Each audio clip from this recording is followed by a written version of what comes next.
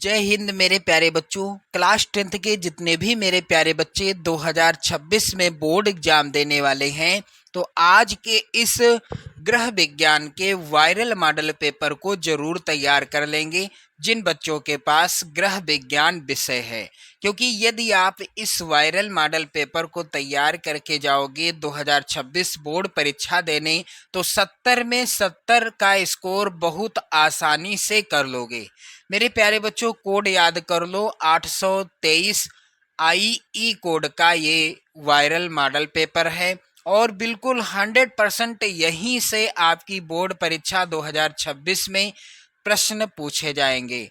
यहाँ पर आप अपना नाम लिख दीजिएगा। यहाँ पर आपको अपना नाम लिखना है और यहाँ पर अनुक्रमांक यानी रोल नंबर लिखना है। अनुक्रमांक की जगह पर आपको अपना रोल नंबर लिखना है और नाम के आगे आपको अपना नाम लिखना है। समय आपको बोर्ड परीक्षा में मिलेगा 3 घंटे 15 मिनट का। 3 घंटे 15 मिनट का समय आपको मिलेगा। नोट जरूर पढ़ लेना, निर्देश पढ़ लेना, क्योंकि इन्हीं का पालन करना है बोर्ड परीक्षा देते समय आप सभी को। तो पहला ध्यान दें आप लोग, प्रारंभ के 15 मिनट परीक्षार्थियों को प्रश्न पत्र पढ़ने के लिए निर्धारित हैं। प्रारंभ के जो 15 मिनट आपके पास रहेंगे वह पेपर पढ़ने के लिए रहेंगे। 3 घंटे 15 मिनट का जो समय है, इसमें से 15 मिनट पेपर पढ़ने के लिए मिलेंगे और 3 घंटा आपको मिलेगा पेपर को हल करने के लिए। निर्देश यहाँ पर दिया गया है, सभी प्रश्न अनिवार्य हैं। जितने भी प्रश्न हैं सभी प्रश्नों को करना अनिवार्य है। मेरे प्यारे बच्चों, प्रश्न पत्र के 2 खंड हैं, खंड आ और खंड बा। पेपर 2 खंडों में विभाजित रहेगा, खंड आ में और खंड बा में।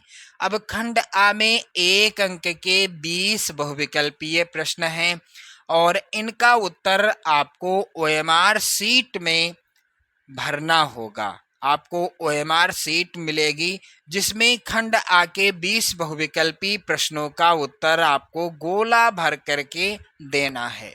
खंड आ के बाद प्रत्येक प्रश्न का निर्देश पढ़कर केवल प्रदत्त OMR उत्तर पत्रक पर ही उत्तर चिन्हित करें। OMR उत्तर पत्रक पर उत्तर देने के पश्चात उसे नहीं काटें तथा इरेजर अथवा व्हाइटनर का प्रयोग भी ना करें। एक बार आपने जो भी गोला भर दीजिए। मेरे प्यारे बच्चों, यदि मान लीजिए ये पहला प्रश्न है और इसके ऑप्शन यहाँ पर हैं 4 ऑप्शन हैं, A, B, C और D। सी वाला आंसर सही है, आपने डी वाला गोला इस तरह से भर दिया। तो अब ना तो आप इसे इस तरह से काट सकते हैं, ना ही इसमें इरेजर से खुरचना है और ना ही व्हाइटनर लगाना है। कुछ नहीं करना, क्योंकि यूपी बोर्ड के द्वारा साफ मना किया गया है इन चीज़ों का। अगला है प्रश्न के अंक उसके सम्मुख अंकित हैं। कौन सा प्रश्न कितने नंबर का है इसका भी विवरण आपको देखने को मिलेगा। खंड बा में 50 अंक के वर्णनात्मक प्रश्न आएंगे। इन प्रश्नों का उत्तर आपको बोर्ड परीक्षा की कॉपी पर लिखना होगा। मेरे प्यारे बच्चों, खंड बा में सभी प्रश्नों के उत्तर एक साथ आपको करना होगा। प्रथम प्रश्न से आरंभ कीजिएगा तथा अंतिम प्रश्न तक करते जाइएगा। जो प्रश्न आपको नहीं आता है, यानी जिस प्रश्न का उत्तर आपको नहीं पता है, उस पर आपको समय नष्ट नहीं करना है। ये नहीं आपको जिस प्रश्न का उत्तर नहीं आता है तो आप उसको लेकर के बैठे रहो, यानी उसका उत्तर याद करने की कोशिश करो, ऐसा नहीं करना है। जो प्रश्न आपको नहीं आता उसको छोड़ दो, आगे को बढ़ जाओ। मेरे प्यारे बच्चों, खंड आ। अब खंड आ में निर्देश यहाँ पर भी है। प्रश्न संख्या 1 से 20 बहुविकल्पी प्रश्न हैं। प्रश्न संख्या 1 से 20 तक क्या है? बहुविकल्पी प्रश्न हैं। प्रत्येक के 4 वैकल्पिक उत्तर दिए गए हैं। उनमें से सही विकल्प चुनकर OMR शीट में गोले को काला करें। ये सभी प्रश्न आप तैयार कर लेना 2026 बोर्ड एग्जाम के लिए, क्योंकि ये सभी प्रश्न मोस्ट इम्पोर्टेंट हैं आपकी बोर्ड परीक्षा के लिए। मेरे प्यारे बच्चों, पहला प्रश्न यहाँ पर है, अशुद्ध रक्त किस अंग में शुद्ध होता है? तो जो अशुद्ध रक्त होता है वह दिए गए विकल्पों में से किस अंग में शुद्ध होता है? इस प्रश्न का उत्तर होगा पहला ही ऑप्शन, फेफड़ों में। अशुद्ध रक्त, जो शरीर के अंदर अशुद्ध रक्त होता है वह हमारे फेफड़ों में जाकर शुद्ध होता है। अगला प्रश्न है, एक स्वस्थ सामान्य मनुष्य के शरीर का तापमान होता है। बहुत ही ज्यादा इंपॉर्टेंट हैं ये सभी प्रश्न, और इस प्रश्न का विकल्प मेरे प्यारे बच्चों यहाँ पर दिए गए हैं। पहला विकल्प है, यहाँ पर ध्यान दीजिएगा, और इस प्रश्न के विकल्प यहाँ और इस प्रश्न के विकल्प मेरे प्यारे बच्चों यहाँ पर हैं। चलिए ध्यान दें आप लोग। पहला विकल्प है 94 डिग्री फ़ारेनहाइट, ऑप्शन बी है 96 डिग्री फ़ारेनहाइट, ऑप्शन सी है 98.4 डिग्री फ़ारेनहाइट और डी है 98 डिग्री फ़ारेनहाइट। तो मेरे प्यारे बच्चों सी वाला ऑप्शन सही होगा, 98.4 डिग्री फ़ारेनहाइट। अगला प्रश्न है, यदि 1 किलोग्राम आम का दाम 70 रुपये है तो 11 किलोग्राम आम का दाम क्या होगा? बिल्कुल बेसिक सा प्रश्न है, और इसको कैसे आप सॉल्व करोगे? तो यहाँ पर आप लोग इस साइड में इस प्रश्न का उत्तर समझ लीजिए। 1 किलोग्राम आम का दाम कितना है? 70 रुपये है। 11 किलोग्राम आम का दाम कितना होगा? चलिए इसको हम क्या कर देंगे, गुणा कर देंगे। छोटी कक्षाओं में आपने किया होगा। 1 का पहाड़ा 0 बार करेंगे तो 0 आएगा, 1 सत्ते 7 होगा। इस तरह से एक गुणा हम लगा देंगे, 1 का 0 हो जाएगा और 1 सत्ते 7 हो जाएगा। अब इसको हम जोड़ देंगे तो क्या आ जाएगा, 0 7 और 7, यानी 770 रुपये। कितना आ गया? 770 रुपये। सी वाला ऑप्शन सही होगा। ऊनी वस्त्र धोने के लिए किसका प्रयोग करना चाहिए? यदि आपको ऊनी वस्त्र धोना है तो इसके लिए किसका प्रयोग करना चाहिए? सी वाला ऑप्शन सही है, रीठे के घोल का। मच्छर कौन सा रोग फैलाते हैं? तो सबसे ज्यादा इंपॉर्टेंट प्रश्न मेरे प्यारे बच्चों, मच्छर कौन सा रोग फैलाते हैं? तो यहाँ पर राइट आंसर होगा माँ से होता है क्या? यानी मच्छर में पहला अक्षर क्या है? माँ है, और मलेरिया में भी पहला अक्षर क्या है? माँ है। तो इस ट्रिक के माध्यम से आप याद कर सकते हैं मच्छर कौन सा रोग फैलाते हैं? मलेरिया रोग फैलाते हैं। बर्फ की टोपी का प्रयोग करते हैं। बर्फ की टोपी का प्रयोग कब किया जाता है? मेरे प्यारे बच्चों, इस प्रश्न का उत्तर क्या हो जाएगा? बर्फ की टोपी का प्रयोग किया जाता है कब? जब किसी को अधिक ज्वर हो, यानी अधिक ज्वर होने पर। ज्वर का अर्थ क्या होता है? बुखार। जब किसी को तेज बुखार या तेज ज्वर होता है तब बर्फ की टोपी का प्रयोग किया जाता है। किस लिए किया जाता है? यदि प्रश्न आ जाता है कि बर्फ की टोपी का प्रयोग किया जाता है, ऑप्शन में ये वाला ऑप्शन सही कर देना। यदि इस तरह का प्रश्न आता है, कब? ठंडी सेक में, यानी ठंडी सेक देने के लिए किया जाता है। कब? तेज बुखार में, यानी अधिक ज्वर होने पर। अगला प्रश्न है, घर की सफाई महत्वपूर्ण है। घर की सफाई क्यों महत्वपूर्ण है? पहला है ऑप्शन शारीरिक स्वास्थ्य के लिए, दूसरा बी वाला है मानसिक स्वास्थ्य के लिए, ऑप्शन सी है सुख प्राप्ति के लिए, और ऑप्शन डी है उपर्युक्त सभी के लिए। तो घर की सफाई क्यों महत्वपूर्ण है? मेरे प्यारे बच्चों, इस प्रश्न का उत्तर हो जाएगा डी वाला ऑप्शन, उपर्युक्त सभी के लिए। अगला प्रश्न है, घर के सजावट का अर्थ है। घर की सजावट का क्या अर्थ है? तो यहाँ पर राइट आंसर हो जाएगा फूलों से सजाना, या पर्दे लगाना, चित्रों से सजाना, या घर को साफ और सुव्यवस्थित रखना। तो घर की सजावट का अर्थ है घर को साफ और सुव्यवस्थित रखना। मेरे प्यारे बच्चों, डी वाला ऑप्शन सही हो जाएगा। चलिए अगला प्रश्न है, नील का प्रयोग करते हैं। सबसे ज्यादा इंपॉर्टेंट प्रश्न, नील का प्रयोग किसमें करते हैं, किस लिए करते हैं? तो सफेद सूती वस्त्रों को रंगने के लिए नील का प्रयोग किया जाता है। ऑप्शन डी हो जाएगा राइट आंसर। मेरे प्यारे बच्चों, प्रश्न संख्या 10 है यहाँ पर, अतिसार के रोगी को कैसा आहार देना चाहिए? अतिसार के रोगी को कैसा आहार देना चाहिए? तो मेरे प्यारे बच्चों, इस प्रश्न का उत्तर हो जाएगा सी वाला ऑप्शन, नरम व तरल आहार। अतिसार के रोगी को नरम और तरल आहार देना चाहिए। चलिए अगला प्रश्न है, भोपाल गैस दुर्घटना किसका उदाहरण है? तो भोपाल में एक गैस दुर्घटना हुई थी जिसमें कई संख्या यानी अधिक संख्या में लोग मारे गए थे। तो ये किसका उदाहरण है? ये है वायु प्रदूषण का, क्योंकि भोपाल में एक विषैली गैस फैक्ट्री के द्वारा एक लीकेज हुआ और उसमें फैल गई, तो वहाँ पर काम करने वाले बहुत से लोग मारे गए वायु प्रदूषण के द्वारा, क्योंकि जो विषैली गैस थी वो वायु में फैल गई और जिन व्यक्तियों में ने उस वातावरण में सांस लिया वो उनकी अंतिम सांस साबित हुई।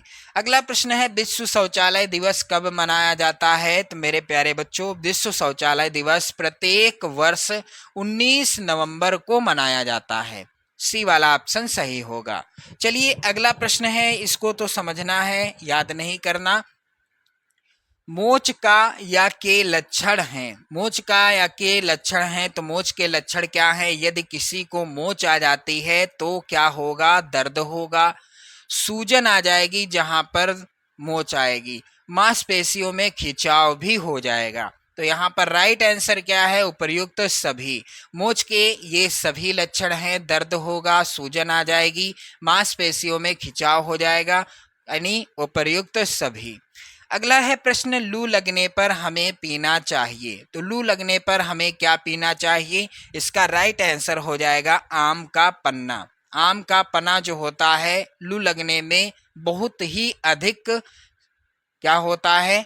बहुत ही अधिक अच्छा रहता है, यानी लाभदायक रहता है। अगला प्रश्न है, सब्जियों को धोना चाहिए? तो सब्जियों को कब धोना चाहिए? चलिए इस प्रश्न का पहला ऑप्शन है काटने के बाद, बी वाला ऑप्शन है छीलने के बाद, और यहाँ पर ध्यान दें आप लोग, सी वाला ऑप्शन है छीलने से पहले, और डी है उपर्युक्त में से कोई नहीं। तो सब्जियों को कब धोना चाहिए? मेरे प्यारे बच्चों, इस प्रश्न का उत्तर हो जाएगा छीलने से पहले ही हमको सब्जियों को धो लेना चाहिए। इस तरह से आप जो है ध्यान दें, इन सभी प्रश्नों को तैयार कर लेना है, क्योंकि ये सभी प्रश्न सबसे ज़्यादा इम्पोर्टेंट हैं। चलिए अगला प्रश्न है, भोजन में किस पोषक तत्व की कमी से घेंघा रोग होता है? तो यदि हमारे भोजन में आयोडीन की कमी हो जाए तो घेंघा रोग हो सकता है। अगला प्रश्न है, हाथ की सिलाई का या की प्रकार हैं? हाथ की सिलाई के इनमें से कौन से प्रकार हैं जिन्हें हाथों के द्वारा, यानी इनमें से हाथ की सिलाई के प्रकार क्या हैं? तो बखिया करना, तुरपन, कच्ची सिलाई, ये सभी हाथ की सिलाई के क्या हैं? प्रकार हैं। अगला प्रश्न है, कपड़ा काटने से पहले ध्यान देना चाहिए? कपड़ा यदि काटना है आपको तो सबसे पहले क्या ध्यान देंगे? कपड़े को इस्त्री करना, मिल्टन चाक से निशान लगाना, कपड़े को सिंक करना यानी सिकोड़ना, उपर्युक्त सभी। तो राइट आंसर होगा डी वाला ऑप्शन, उपर्युक्त सभी। कपड़ा काटने से पहले ध्यान देना चाहिए, उपर्युक्त सभी का। आंखों की सुरक्षा के लिए कौन सा विटामिन आवश्यक है? बहुत ही ज्यादा इंपॉर्टेंट प्रश्न मेरे प्यारे बच्चों। आंखों की सुरक्षा के लिए विटामिन ए सबसे ज़्यादा आवश्यक रहता है। मानव शरीर में फेफड़ों की संख्या कितनी है? बिल्कुल बेसिक सा प्रश्न है और कई बार बोर्ड परीक्षा में आया है। 2026 में भी ये प्रश्न आना तय है। तो फेफड़ों की संख्या होती है आपके हमारे शरीर में 2 फेफड़े हैं। यहाँ पर राइट आंसर सी वाला होगा। तो इस तरह के जो 20 बहुविकल्पी प्रश्न आएंगे, इनका उत्तर आपको OMR शीट में भरना होगा। यदि आपने सभी प्रश्नों का उत्तर सही तरीके से और सही उत्तर भर दिया OMR शीट में, तो ये 20 नंबर आपके पूरे पूरे पक्के हो जाएंगे। चलिए इसके बाद आप देखो यहाँ पर खंड बा। अब खंड बा के यहाँ पर पहले निर्देश दिया गया है प्रश्न संख्या 21 से 26 अति लघुत्तरीय हैं। प्रत्येक प्रश्न का उत्तर अधिकतम आपको 25 शब्दों में लिखना होगा। मेरे प्यारे बच्चों, इस तरह के जो प्रश्न आएंगे, प्रत्येक प्रश्न होगा 2 नंबर का, यानी प्रश्न संख्या 21 से 26 जो प्रश्न होंगे ये सभी 2-2 नंबर के होंगे। आप देख सकते हो यहाँ पर नंबर भी लिखा हुआ है प्रश्न के ठीक सामने। तो चलिए यहाँ पर प्रश्न संख्या 21 यानी पहला है प्रश्न, अस्थिभंग और मोच के बीच 2 अंतर लिखिए। इन सभी प्रश्नों को आप तैयार कर लेंगे 2026 बोर्ड एग्जाम के लिए, और इन सभी प्रश्नों का आंसर भी आप इसी वीडियो में देखेंगे, क्योंकि ये 2026 बोर्ड एग्जाम में प्रश्न छपने वाले हैं। आप लोग जरूर तैयार कर लेना इन प्रश्नों का उत्तर। मेरे प्यारे बच्चों, अस्थिभंग और मोच के बीच 2 अंतर लिखिए। इसका उत्तर कैसे लिखना है आप सभी को। चलिए प्रश्नोत्तर संख्या 21, यहाँ पर आप देखेंगे इस प्रश्न का उत्तर आपको समझना है, प्रश्न का उत्तर रटना नहीं है। अस्थिभंग क्या होता है? अस्थि का अर्थ होता है हड्डी। पहले आप प्रश्न का मतलब समझें, हड्डी। और भंग का अर्थ क्या होता है? टूटना, टूटना हो जाएगा।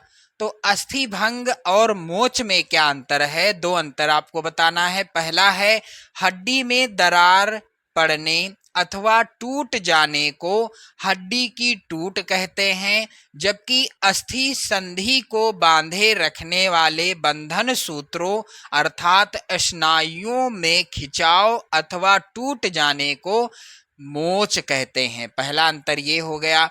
दूसरा अंतर है यह हड्डी पर दबाव पड़ने, यानी अस्थिभंग कब होता है? जब हड्डी पर दबाव पड़ता है अथवा चोट लगने के कारण होती है, जबकि यह संधि पर खिंचाव पड़ने, ऊंचा नीचा होने के कारण होती है। आप पैदल चलते होंगे या किसी को पैदल चलते देखा होगा, पैर ऊंचा नीचा हो गया तो क्या हो जाता है?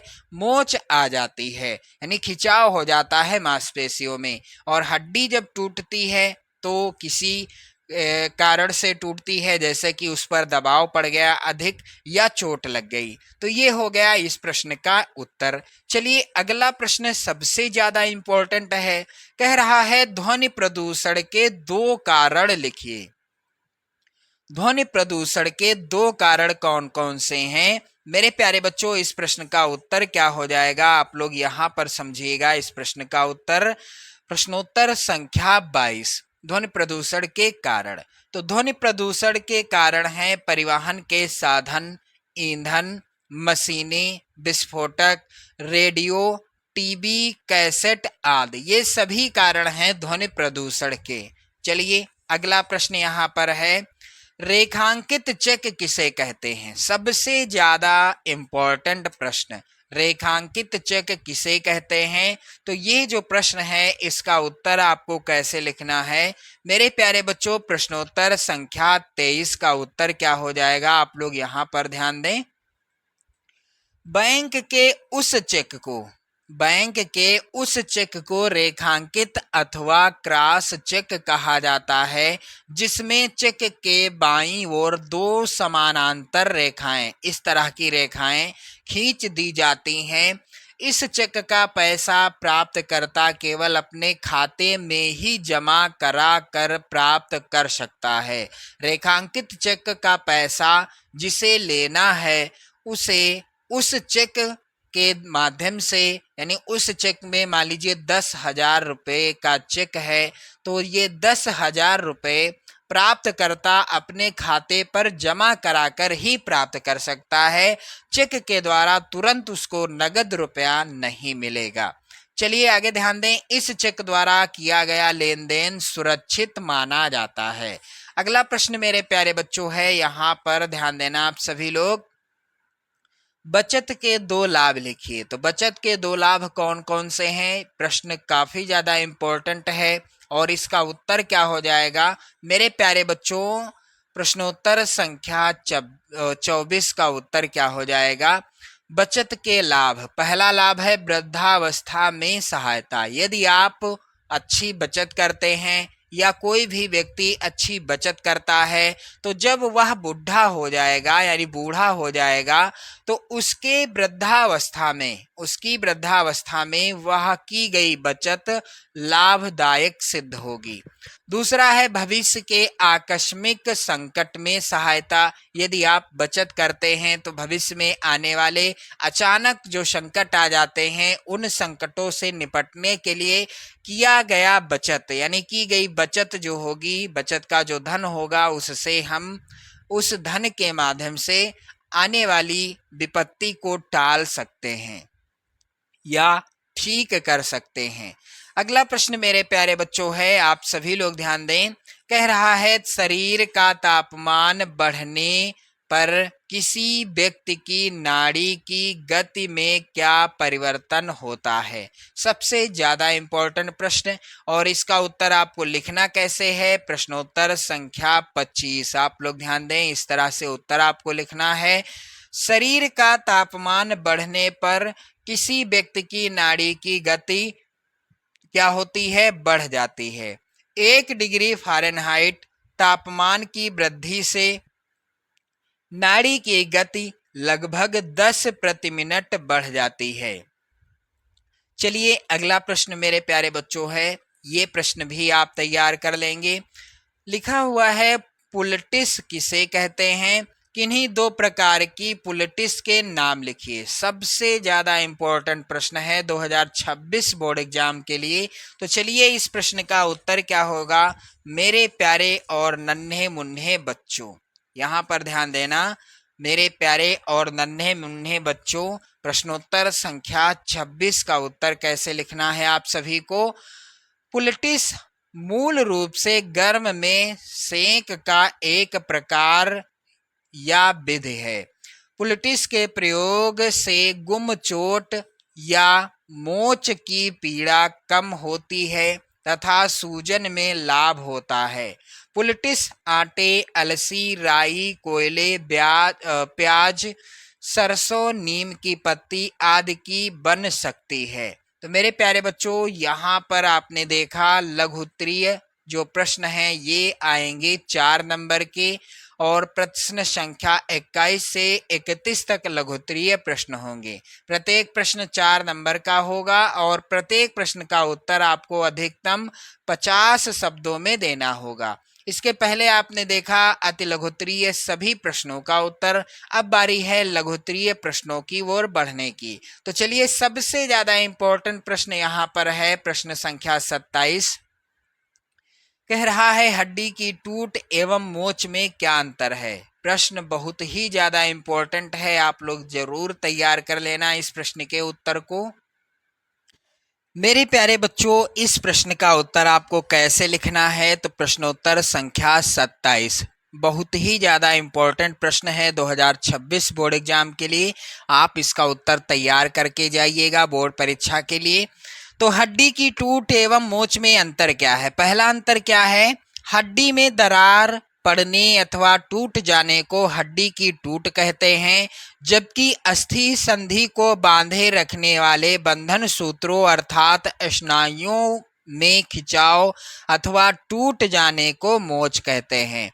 दूसरा अंतर है हड्डी की टूट हड्डी में होती है, जबकि मोच अस्थियों की संधि पर विशेषकर पूर्ण चल संधियों पर होती है। तीसरा अंतर है यह हड्डी पर दबाव पड़ने अथवा चोट लगने के कारण होती है, जबकि मोच संधि पर खिंचाव पड़ने ऊंचा नीचा होने के कारण होती है।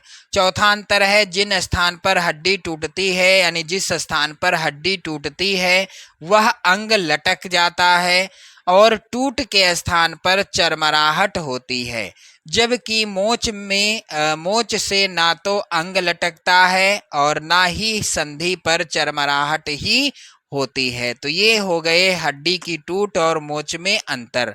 प्रश्न बहुत ज्यादा इंपॉर्टेंट है, आप जरूर तैयार कर लेना इस प्रश्न का उत्तर। चलिए अगला प्रश्न है यहाँ पर प्रश्न संख्या 28।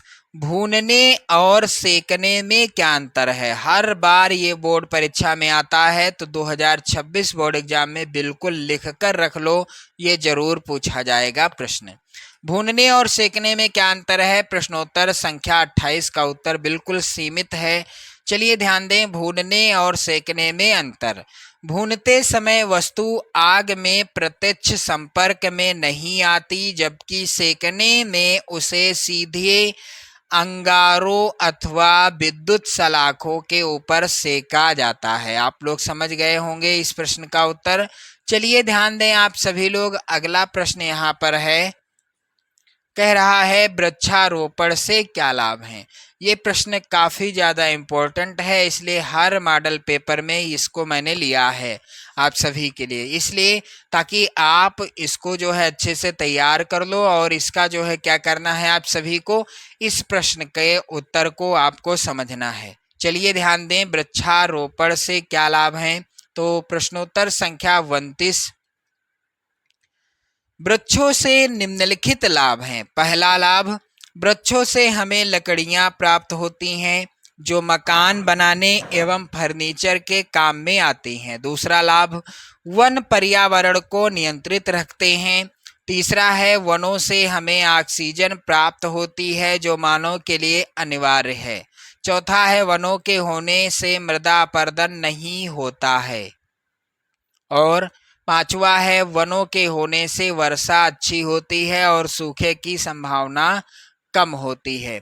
छठा लाभ है, वन के द्वारा वनों से हमें फल एवं अनेक प्रकार की जड़ी बूटियां प्राप्त होती हैं। मेरे से हमें इतने प्रमुख लाभ प्राप्त होते हैं, जैसे कि वृक्षों से हमें लकड़ियां प्राप्त होती हैं जो मकान बनाने एवं फर्नीचर के काम में आती हैं। वन पर्यावरण को नियंत्रित रखते हैं। वनों से हमें ऑक्सीजन प्राप्त होती है जो मानव के लिए अनिवार्य है। मेरे प्यारे बच्चों, अगला प्रश्न बहुत ही ज़्यादा इम्पोर्टेंट है। कह रहा है कि घर में सिलाई करने से क्या लाभ हैं। बहुत ही ज़्यादा इम्पोर्टेंट प्रश्न है और इसका उत्तर आपको कैसे लिखना है, इस प्रश्न को आप जरूर तैयार कर लेंगे। चलिए मेरे प्यारे बच्चों, यहाँ पर ध्यान देना, प्रश्नोत्तर संख्या यहाँ पर है 30।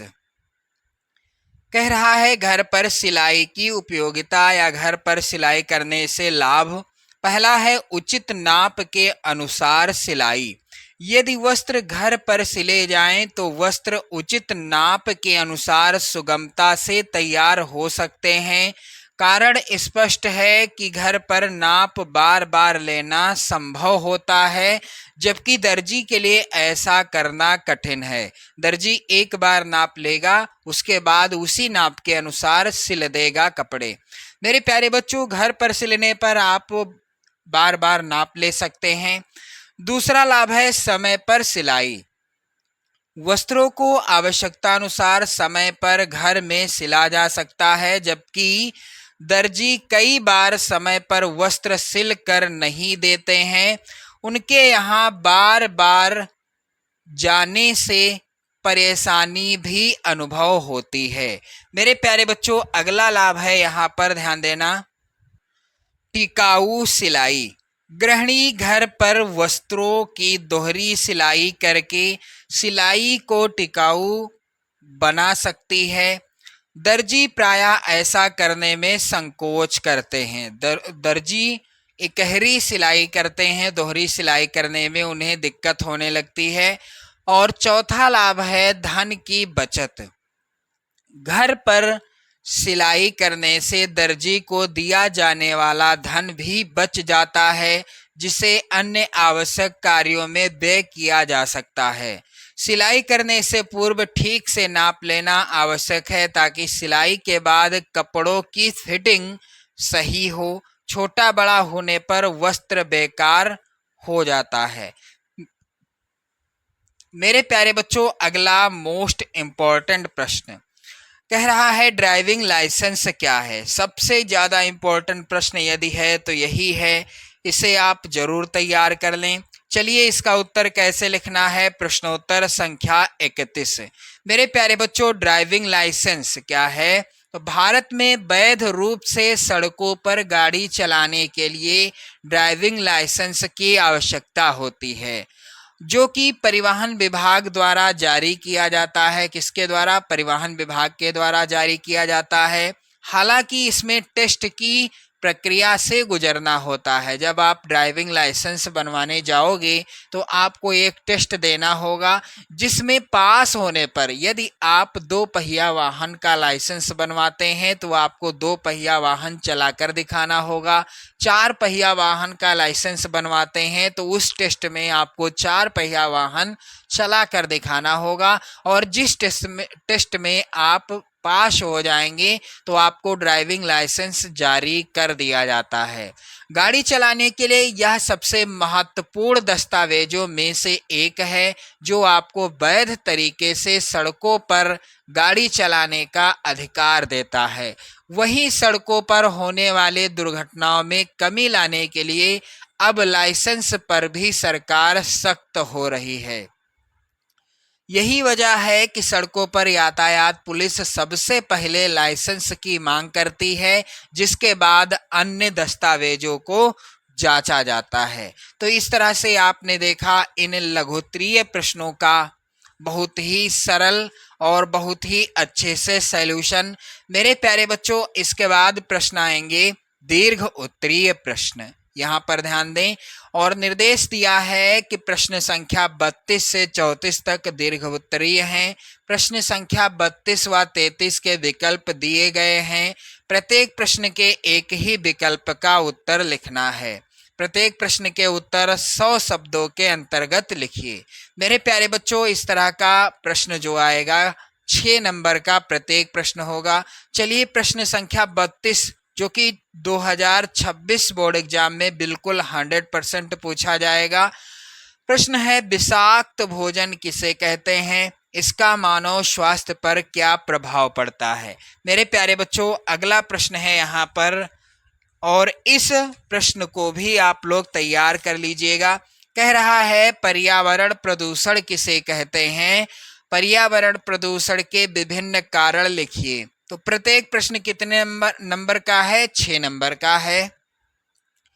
प्रश्न संख्या 33 है, भोजन पकाने के क्या उद्देश्य हैं? भोजन पकाने के विभिन्न विधियों के बारे में लिखिए। अथवा आप इस प्रश्न का उत्तर नहीं देना चाहते तो अथवा वाले प्रश्न का उत्तर लिख सकते हैं। ये प्रश्न भी सबसे ज़्यादा इम्पोर्टेंट है। कह रहा है, संक्रामक रोग किसे कहते हैं? किसी एक संक्रामक रोग के कारण, लक्षण तथा रोकथाम के उपाय लिखिए। मेरे प्यारे बच्चों, प्रश्न संख्या 34 है। एक गांव की जनसंख्या 5000 है। इसमें 23% पुरुष और 25% स्त्रियां हैं, तो शेष बच्चे हैं। बच्चों की संख्या परिकलित कीजिए। तो मेरे प्यारे बच्चों, आपने देखा 2026 बोर्ड एग्जाम के लिए वायरल गृह विज्ञान विषय का मॉडल पेपर, और इस मॉडल पेपर का पूरा सॉल्यूशन आपने देखा है। तो आप लोग अच्छे से तैयार कर लेना इस वायरल मॉडल पेपर को, ताकि आप अच्छा स्कोर कर सकें, 70 में 70 का स्कोर कर सकें 2026 बोर्ड एग्जाम में। जय हिंद।